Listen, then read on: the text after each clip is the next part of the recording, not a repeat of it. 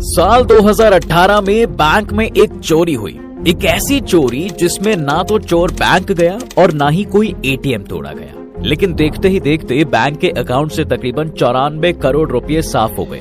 बिल्कुल सही सुना आपने। ये कहानी भी मनी हाइस्ट और धूम 3 की मसालेदार स्क्रिप्ट्स की तरह है। जी हाँ, जिसमें पहले तो बैंक में सब ठीक ठाक चल रहा था, लेकिन फिर शाम के 5 बजते ही सभी फोन की घंटियां बजने लगी और सब में एक ही सवाल था कि क्या आपके सर्वर में कोई खराबी है।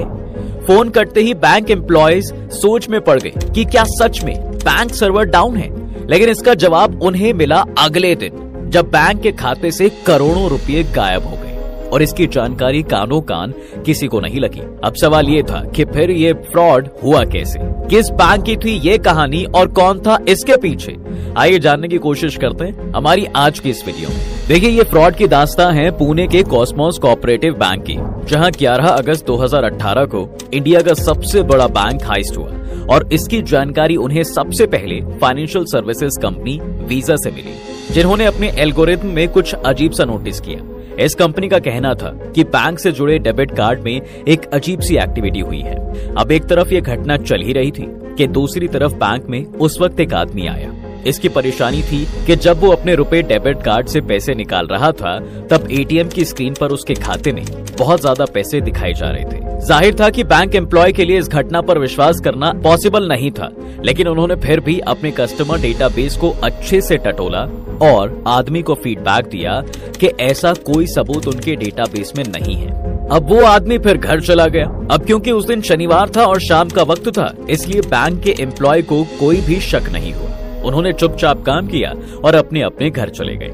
अगले दिन एक शानदार संडे गुजारकर मंडे को जब बैंक एम्प्लॉयज ऑफिस आए तो उनके पैरों तले जमीन ही खिसक गई, क्योंकि खेला हो गया था भाई। और अब अफसोस करने के अलावा बैंक के हाथ में कुछ था ही नहीं। सुबह सुबह ही स्विफ्ट यानी society for world wide inter bank financial telecommunications के लोगों का कॉस्मोस बैंक के पास कॉल आ गया था कि उनके अकाउंट में एक बड़ा फेरबदल हुआ है और 3 बड़े ट्रांजैक्शंस के तहत अकाउंट से 13 करोड़ 92 लाख रुपए फुर्र हो चुके हैं। ये ट्रांसफर ऑफ मनी देश से बाहर हांगकांग में एक हांग सेंग नाम के आदमी के अकाउंट में क्रेडिट हुई है, जो कि 100% एक फेक अकाउंट ही है और इसे करने के लिए हैकिंग का सहारा लिया गया है।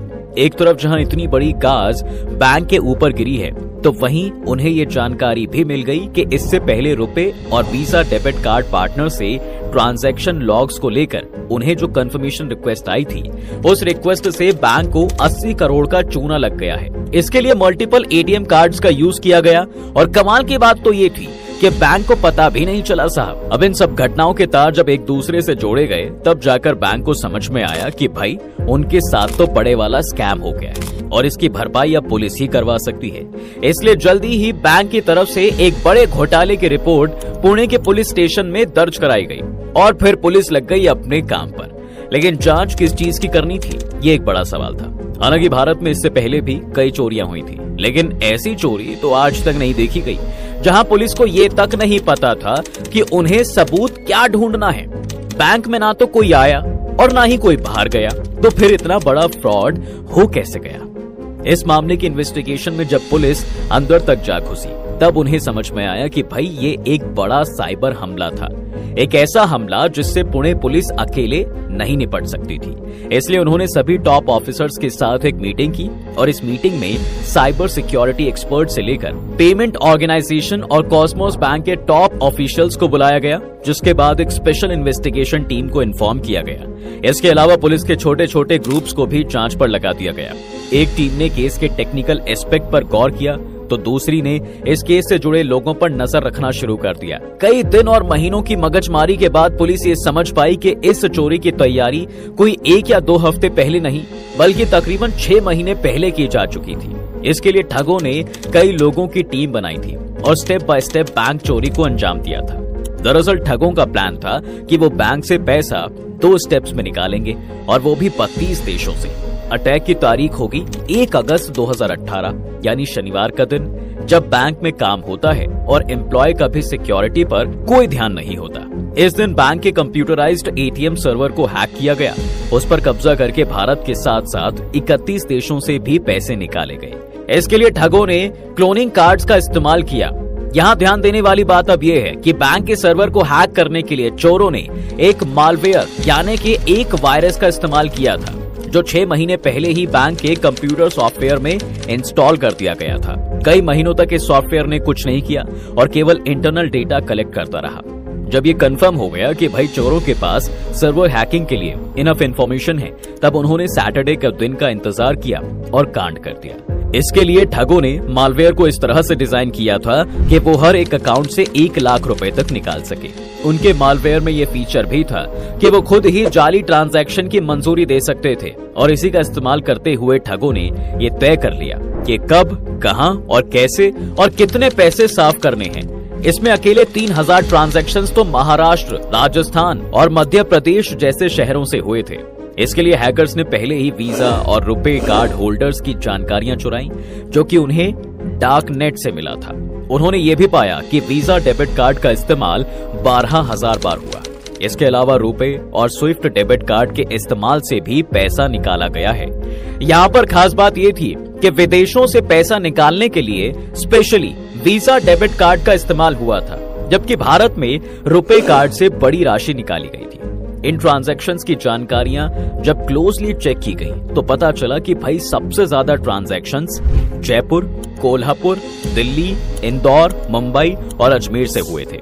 असल में ये लोग कौन थे, इसे जानने के लिए पुलिस ने घंटों तक एटीएम की फुटेजेस को खंगाला और 18 ऐसे लोगों को पुलिस ने धर दबोचा जिनका कहीं ना कहीं इस बड़ी लूट में हाथ था। मगर अफसोस, इतनी सरदर्दी का भी कोई फायदा नहीं हुआ, क्योंकि ये सभी लोग तो किराए के लुटेरे थे। उन्होंने पैसा तो निकाला था, लेकिन उन्हें ये नहीं पता था कि वे कितनी बड़ी साजिश का हिस्सा बन रहे हैं। उस दिन कई देशों में ऐसे हजारों किरायों के लोगों का इस्तेमाल हुआ, लेकिन ये सब हुआ कैसे था? ये सीक्रेट किराए के इन लुटेरों के पास नहीं था। इन्हें ले देकर बस एक ही नाम पता था और वो था सुमैर यूसुफ शेख। जी हाँ, इस नाम को जब पुलिस ने अपने डेटाबेस में चेक किया तो इस नाम के 3000 लोगों की लिस्ट उनके सामने थी और उन्हें कोई अंदाजा नहीं था कि इनमें से असली कौन था। मगर जब इन नाम को लेकर इन्वेस्टिगेशन तेज हुई तो पुलिस ने पाया कि ये वही आदमी था जिसका नाम पहले चेन्नई में हुए सिटी यूनियन बैंक फ्रॉड में भी इन्वॉल्व था। अब ऐसे में अंदाजा लगाया गया कि आदमी एटीएम डकैती का मास्टरमाइंड हो सकता है। मगर इस पूरी वारदात में केवल यही नहीं है, बल्कि इसके कई पार्टनर्स भी हैं, जिनका नाम भी सामने आया। इसके अलावा उनका मानना था कि भाई इस जुर्म के तार अमेरिका, रूस, ब्रिटेन, मिस्र, हांगकांग और स्विट्जरलैंड जैसे देशों से भी जुड़े थे। पुणे साइबर पुलिस के एक सीनियर इंस्पेक्टर का कहना था, जब हमें पता चला कि इस जालसाजी के तार भारत के अलावा 32 और देशों से भी जुड़े हुए हैं, तो उन्होंने विदेश मंत्रालय के पास अपना प्रपोजल भेजा और ठगी की रकम वसूलने के लिए उन देशों से मदद की गुजारिश की जहां से ये ट्रांजैक्शंस हुए थे। अब इसमें खासकर अमेरिका की पुलिस से मदद की गुजारिश की गई, क्योंकि वो खुद कॉस्मोस बैंक अटैक से मिलते जुलते एक केस पर अमेरिका में काम कर रहा था और ये केस भारत के पुणे केस से काफी मिलता जुलता भी था।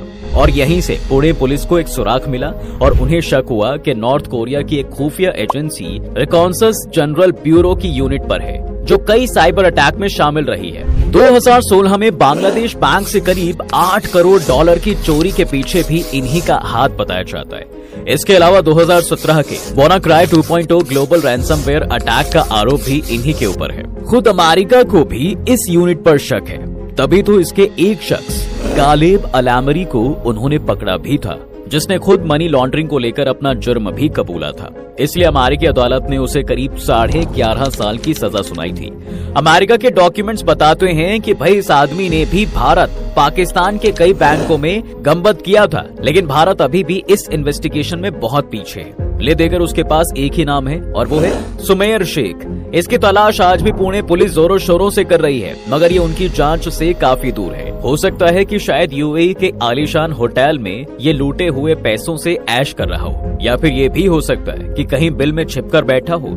हालांकि पुणे पुलिस इस आदमी पर अपने शिकंजे को कसने के लिए एड़ी चोटी तक का जोर लगा रही है और कोशिश कर रही है कि यूएई की सरकार एक्स्ट्राडिशन ट्रीटी के तहत इस आदमी को भारत को सौंप दे।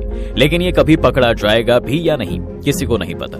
वहीं बात करें गायब हुए 94 करोड़ रुपयों की, तो इसमें से लगभग 5 करोड़ रुपयों की राशि तो मिल गई है, जो कि देखा जाए तो गायब हुए पैसों का आधा भी नहीं है। और इसे पाने के लिए भी विदेश मंत्रालय और सरकार को काफी मशक्कत करनी पड़ी है।